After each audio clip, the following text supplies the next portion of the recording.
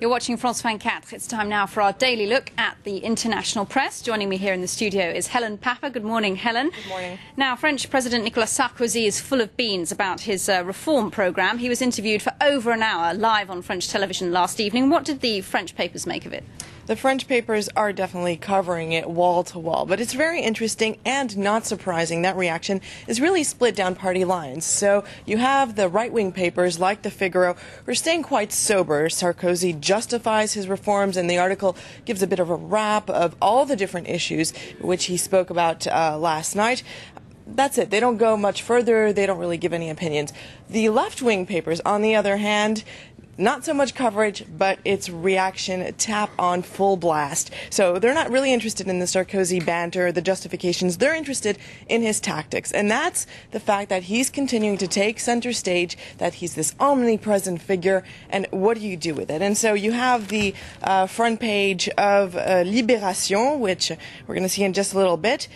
He's saying the Sarko show. It's called the Sarko show. It's what's even funnier is that when you open up the paper, you see a capture of Sarko on all the TV screens. They call him the best news director ever. The thing is, he's not a news director, he's the director of France. And so the question is, well, how should the press deal with this overpowering figure?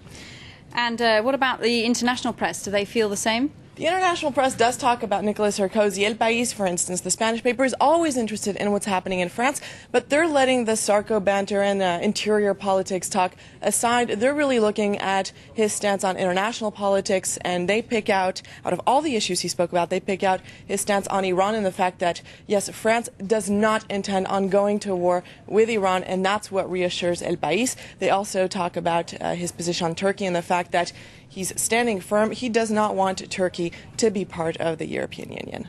Okay, well, there's also woe for the dollar, and the euro's doing rather well. Tell us about that.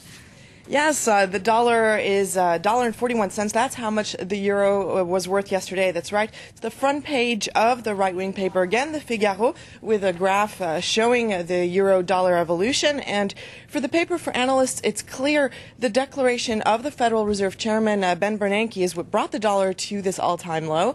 And he said the consequences of the housing crisis is going far worse than what they expected. What does this all mean, though, in terms of practical terms? Well, the U.S. currency is at par with the Canadian dollar for the first time in 30 years. And that's an interesting article in the New York Times. It puts it all in perspective. It's full of humor.